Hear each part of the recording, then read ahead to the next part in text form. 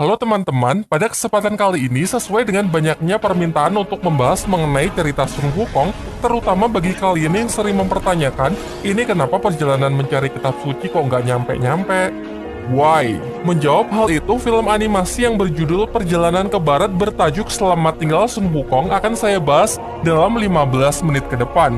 Benang merahnya menceritakan peristiwa yang terjadi pasca Sun Wukong berhasil mendapatkan kitab suci yang justru dikhianati oleh Kaisar Langit. Tanpa berlama-lama langsung saja ke ceritanya. Pada suatu malam, Sun Wukong datang ke Istana Langit, yaitu tempat dari para dewa, untuk menemui putri dari Kaisar Langit yang bernama Su Yi. Pertemuan pertama mereka berlangsung di bumi, dan mereka pun juga saling menyukai. Namun sayangnya aksi Wukong diketahui oleh pasukan langit yang menganggap tindakannya ini melanggar aturan karena telah menerobos tanpa izin. Dalam sekejap ia pun langsung dikepung oleh 100.000 pasukan langit. Su Yi yang menyaksikan hal itu juga tidak bisa berbuat apa-apa, karena sebenarnya ia juga bersalah sudah menjalin hubungan dengan orang luar. Ditunjukkanlah kekuatan Sun Wukong yang sangat luar biasa. Bahkan tim elit yang bernama 8 Jinggang sudah menyatukan seluruh kekuatannya dengan mudah bisa Wukong kalahkan.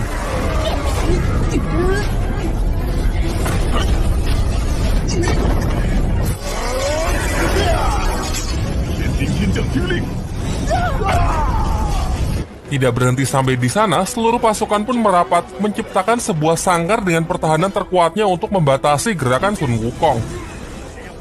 Tetapi kekuatan dari Wukong masih saja menggila. Ia pun melepas ratusan duplikatnya dan menghancurkan pertahanan itu baik dari luar maupun dari dalam.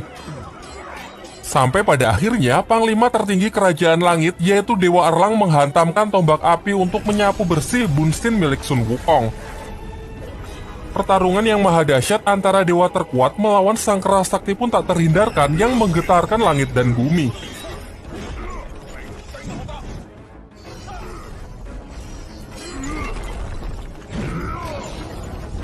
Duel udara yang nampaknya seimbang memaksa Sun Wukong menunjukkan wujud aslinya, yaitu seekor kera raksasa yang langsung menghantam Dewa Erlang terhempas ke darat.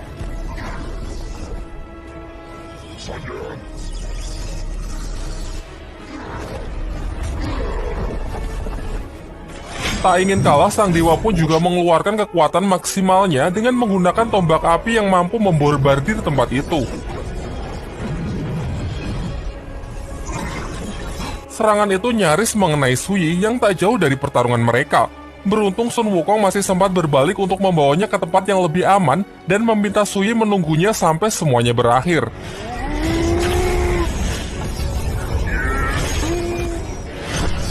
Di ronde kedua, mereka pun saling mengadu kekuatannya dan terlihat jelas bahwa Wukonglah yang lebih unggul. Namun ini semua masih jauh dari kemenangannya. Secara mengejutkan, dari langit muncul cahaya keemasan yang menyerupai sebuah telapak tangan raksasa. Dan benar saja, Sang Buddha Agung dengan jurus tapak Budanya berusaha menghentikan pergerakan Sun Wukong. Dalam keadaan yang sudah benar-benar terdesak, ia masih sanggup melempar tongkat saktinya, mengubahnya menjadi potongan yang lebih kecil dan terjatuh membentuk pagar untuk melindungi Su Yi yang dikhawatirkan masuk dalam area serangan. Sun Wukong pun terlihat kewalahan menghadapi serangan yang sangat dahsyat itu, sehingga membuatnya kembali ke wujud manusianya dan harus menelan kekalahan. Akibat dinyatakan bersalah karena menjalin hubungan dengan bangsa dewa, menerobos istana langit, dan membuat kekacauan, Sun Wukong pun disegel di sebuah gunung yang bernama Gunung Lima Jari. Sampai pada suatu hari ada salah satu dewa yang mengunjunginya yang bernama Dewa Rulai. Dewa Rulai pun memulai percakapan dengan mengatakan kalau ia adalah guru dari Su Yi, sekaligus dewa yang melepaskan jurus tapak Buddha sebelumnya. Tujuannya datang ke sini hanya untuk mengajak Wukong bermain catur sambil menceritakan asal-usulnya bisa sampai di Istana Langit. Namun, Sun Wukong yang emosi menolak tawaran baiknya dan justru melancarkan serangannya untuk membunuh Dewa Rulai. Dengan perbedaan kekuatan yang sangat signifikan, Dewa Rulai dengan santai bisa mengelak dari semua serangan yang Wukong lancarkan, bahkan usahanya itu berlangsung selama berhari-hari tanpa bisa menyentuhnya sedikit pun. Sampai akhirnya Wukong pun memutuskan untuk menyerah, duduk tenang untuk bermain catur, serta bersedia menceritakan masa lalunya. Jauh sebelum ia mengacaukan istana langit, ia adalah seekor siluman kera yang menjadi raja dari bangsa kera di sebuah tempat di bumi yang bernama Gunung Huakuo. Sampai pada suatu hari, Suyi turun dari istana langit untuk pertama kalinya dan menjadi awal pertemuan mereka. Suyi turun ke bumi hanya untuk jalan-jalan dan menemukan sebuah sungai yang tak pernah ia lihat di kerajaan langit sebelumnya. Lantas ia pun langsung masuk ke dalam air untuk bersenang-senang. Akan tetapi secara tak sengaja, telapak kakinya menyandung sebuah batu sehingga membuatnya terluka dan mengeluarkan darah. Ternyata bau dari darah segarnya memancing seekor piranha raksasa penghuni sungai itu untuk memangsanya. Dan ketika ia nyaris tenggelam, beruntung Sun Wukong bergegas datang dan berhasil mengeluarkannya dari air dengan selamat. Singkat cerita, mereka pun saling berkenalan. Suyi mengatakan bahwa ia berasal dari Istana Langit dan ini menjadi kali pertamanya turun ke bumi. Sedangkan Sun Wukong juga menjelaskan kalau ini adalah Gunung Huakuo, tempat kediamannya. Sebagai tanda terima kasihnya karena sudah diselamatkan, Suyi pun mengumpulkan bunga-bunga indah di tempat itu untuk diberikan kepada Wukong. Tetapi dengan polosnya Wukong malah memakannya. Namun tak lama setelah itu, pasukan langit yang dipimpin oleh salah satu Jinggang datang untuk mencari Suyi yang ternyata pergi secara diam-diam.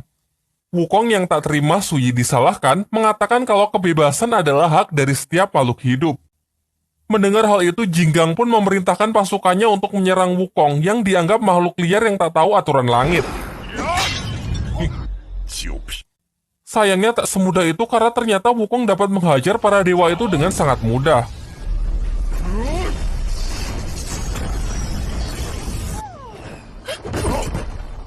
Suyi pun lantas segera merelai mereka dan bersedia ikut kembali ke Istana Langit untuk menyudahi perkelahian mereka. Kini di hadapan Dewa Rulai, Wukong pun mengaku bahwa membiarkan Suyi pergi pada waktu itu adalah penyesalan terbesarnya. Lanjut ke ceritanya, sejak pertemuan pertama mereka, Suyi sering sembunyi-sembunyi turun ke bumi hanya untuk menemui dan bermain bersama Sun Wukong. Banyak waktu mereka habiskan bersama untuk berkeliling menikmati pemandangan di Gunung Huakuo. Wukong juga mengajak Suyi masuk ke dalam sebuah gua yang merupakan tempat terindah di sana. Ia menceritakan sewaktu kecil ia sering sekali bermain di tempat ini. Wukong pun menyarankan agar Suyi tinggal di sini saja bersamanya untuk selamanya. Namun Suyi menjelaskan bahwa ia dilahirkan di Istana Langit. Ia tidak punya pilihan karena sudah menjadi takdirnya untuk tetap tinggal di sana. Suyi juga mengatakan kalau ia sangat menghormati ayahnya yang mengemban tugas mulia untuk menjaga cahaya kehidupan di dunia. Ia berharap suatu hari nanti Sun Wukong juga bisa menjadi dewa yang hebat untuk turun menjaga keadilan dan menegakkan kebenaran. Terakhir, Suyi memberikan bulu ekor pertama yang jatuh dari Lang Pao, hewan suci peliharaannya yang merupakan lambang dari perdamaian.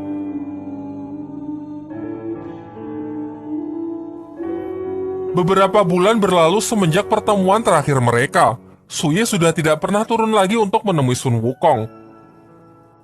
Hal ini membuatnya cemas sehingga memutuskan untuk pergi mencarinya ke Istana Langit. Kebetulan hari ini juga bertepatan dengan acara perayaan buah persik yang sudah bisa dipanen setelah ribuan tahun.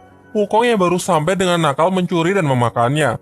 Ia pun juga berhasil menemui Suyi yang menjelaskan bahwa aturan langit semakin ketat sehingga ia tak bisa lagi turun ke bumi untuk menemui Wukong. Sayangnya kelancangannya menerobos kerajaan langit diketahui oleh anggota Jinggang, dan terjadilah pertempuran dahsyat yang sudah kita lihat di awal film sebelumnya. Di masa hukumannya, Wukong terus merenungi semua yang telah ia lakukan. Lalu Dewa Rulai mengatakan bahwa Wukong harus bisa mengontrol emosinya, berpikir dengan tenang dan melihat sesuatu hal dari segala sudut pandang.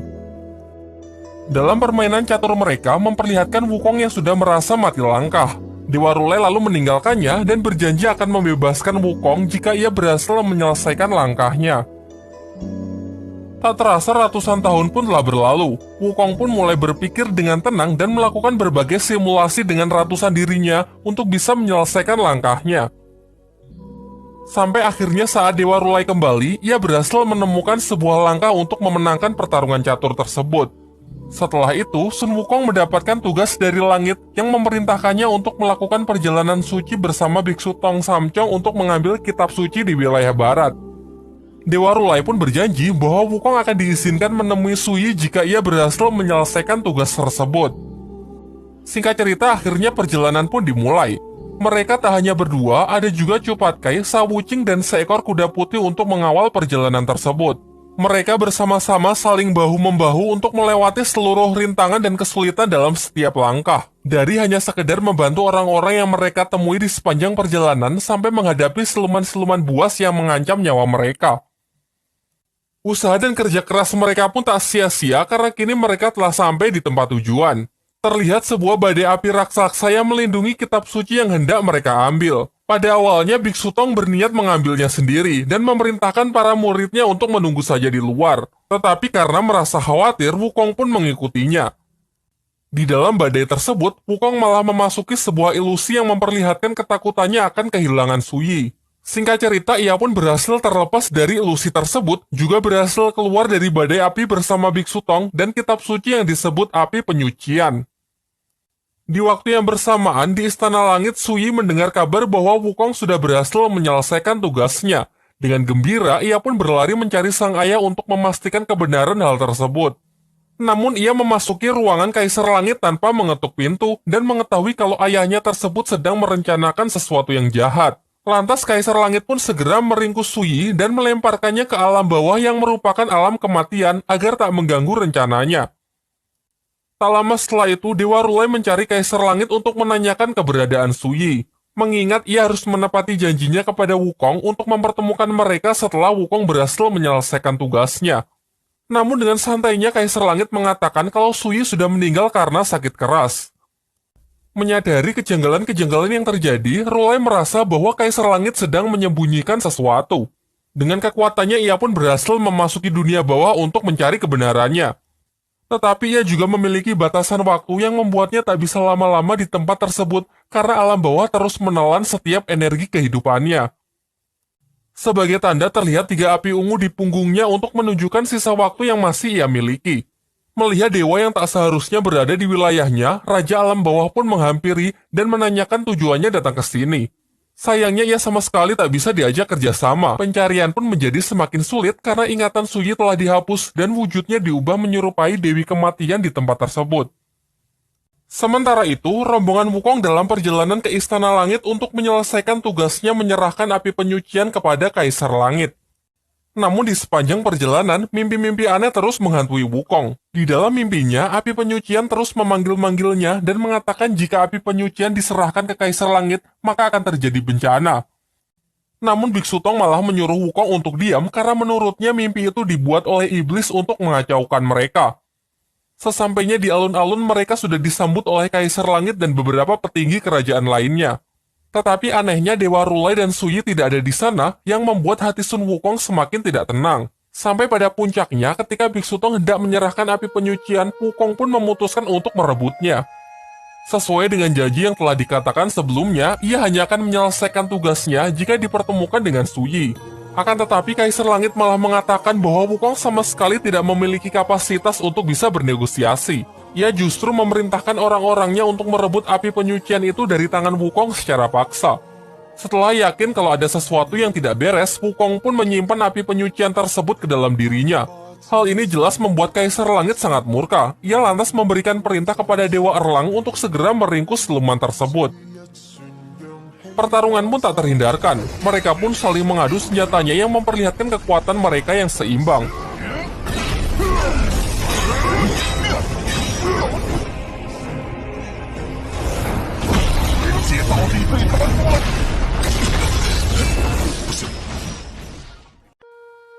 Lalu, Dewa Sangsin yang mengetahui kelemahan Wukong menyuruh Biksu Tong untuk membacakan mantra agar kekuatan Wukong melemah. Namun Biksu Tong nampak ragu untuk menurutinya, ditambah lagi sembari bertarung, Wukong berusaha menjelaskan bahwa ini adalah jebakan. Ia pun semakin dilema setelah melihat para dewa itu juga menyerang Patkai dan Wuching. Sampai pada akhirnya ia pun memutuskan untuk membaca mantra yang memang sering ia gunakan untuk mengontrol Sun Wukong. Alhasil, Wukong yang bertarung sambil menahan rasa sakit di kepalanya, lengah dan dimanfaatkan dengan baik oleh Dewa Erlang untuk menghunuskan tombak apinya tepat ke dadanya.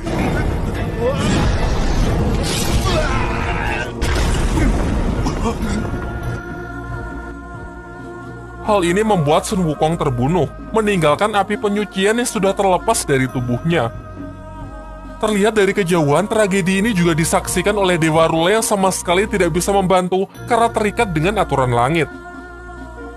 Meskipun jasadnya sudah mati, jiwa Sun Wukong yang dirasa masih sangat kuat disegel jauh di dalam samudera.